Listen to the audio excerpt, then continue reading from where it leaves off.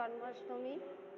শুভ জন্মাষ্টমী, শুভ আজকে সমস্ত ভগবান আসছেন, ভগবান অবতীর্ণ হচ্ছেন, বলছেন যদা যদা হি ধর্মস্য গ্লানির্ভবতি ভারত। তো দেখুন সারা বিশ্ব আজকে একটাই জাস্টিস চাইছে, কৃষ্ণ আসবেন, কৃষ্ণ এসে তিনি এই অধর্মের বিনাশ করবেন এবং ধর্মের পুনঃস্থাপনা করবেন।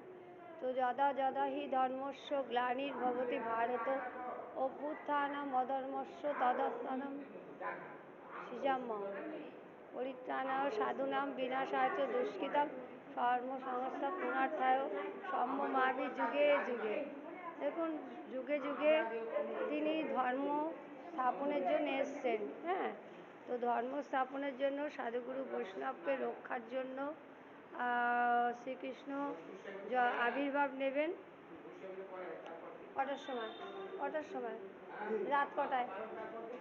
রাত 8টার সময় আসবো।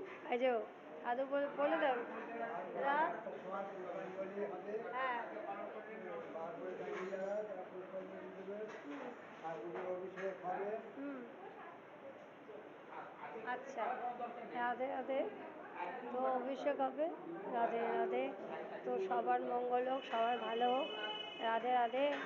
আমরা রাধারানীর সঙ্গে আমাদের নারীর টান, বলছেন যে রাধারানী আমাদের মা, পিতা মাতা, বন্ধু সখা, তিনি আমাদের সব কিছু। অর্থাৎ রাধারানী আমাদেরকে শুভ শুভ আশীর্বাদ করবেন, তিনি আমাদের মঙ্গল চান। দেখুন পিতামাতা যেটা বুঝবেন সেটা অন্যজন বুঝবে কি? বুঝবে না।